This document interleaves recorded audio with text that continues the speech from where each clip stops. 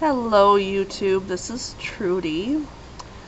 Before I get into my main purpose for coming in today, I wanted to tell you I went to my son's play today.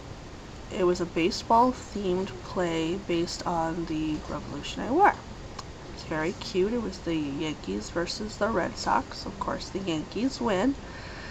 And my son was the catcher, so he's in his red baseball cap and he's up there with his glove, and it was very cute. So yeah, that was nice. I wasn't able to videotape it because it was in his classroom and there was just no way I was going to get that videotaped with the room so packed with parents and of course the students doing their play, so that wasn't a possibility. But anyway, reason I'm in here today is to talk about mental illness. I know some of you have heard what Tom Cruise has to say about mental illness, and I'm sorry, Tom, unless you have it, you have no clue what you're talking about. I was diagnosed with several anxiety disorders, generalized anxiety disorder, and then social anxiety disorder, and post-traumatic stress disorder, and a bunch of others, back when I was in my later 20s. What opened my eyes to get help was at that time my mother wasn't leaving the house. She had closed off all her windows so you couldn't see in, couldn't see out, would leave the house to go get the mail. Excuse me. And she lived out in the middle of nowhere, so there's nobody for miles. Still wouldn't leave her house. And also my friend Angie had developed a form of agoraphobia. Now, they had some pretty rough things going on in their lives, and my life exactly wasn't peachy keen. Things weren't working out with my first husband, and so yeah, things weren't going well. So anyway, and I wasn't able to get on medications right away, and the reason was because my doctor, who I trusted wholeheartedly and to this day think was the greatest doctor on earth, had first gotten brain cancer, and so he was out of commission for a while. And so, and I didn't know who else to see. I didn't know who else to trust to see, and so I waited and waited. And mental illness is a nasty little beast. It progresses. It doesn't get better. It doesn't just go away. I don't care how much exercise or healthy food you eat. It progresses.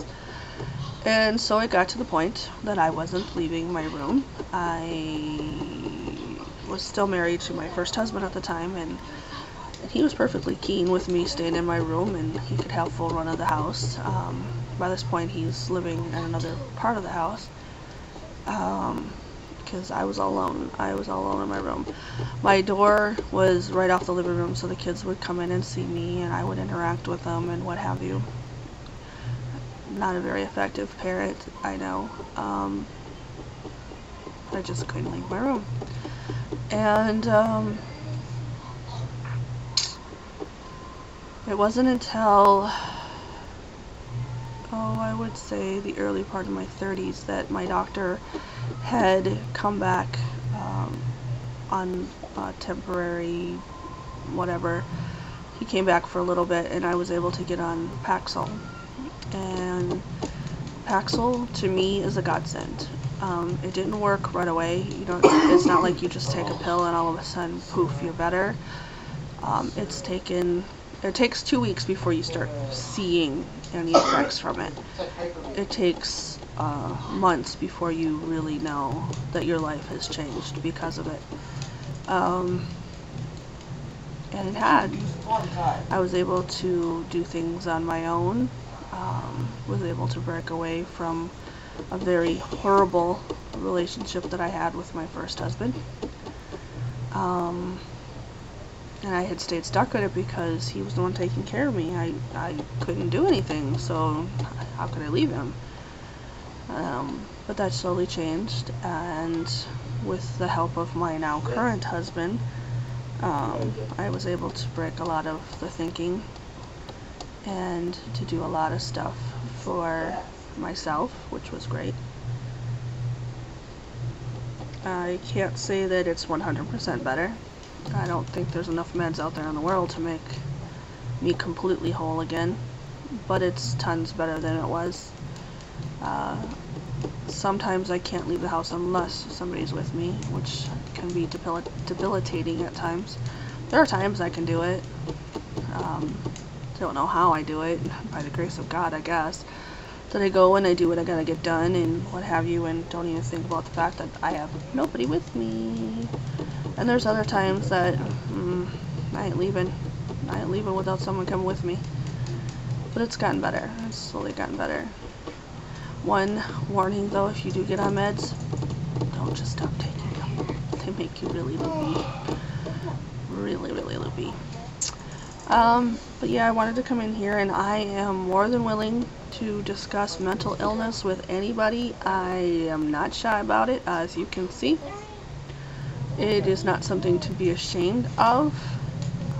It doesn't mean that you're crazy and need to be locked up. You know, if you're taking medication, it's because you have a chemical imbalance, and the medication replaces some of that chemical that you're missing, and sometimes you need that. And it's nothing to be fearful about. It is what it is. You know, it's no different than scratching your arm and it getting a little infected and you have to go to the doctor and get some medication. It's no different than having gastric bypass surgery. If you see something going on, you need to fix it. And that is what it is. And so,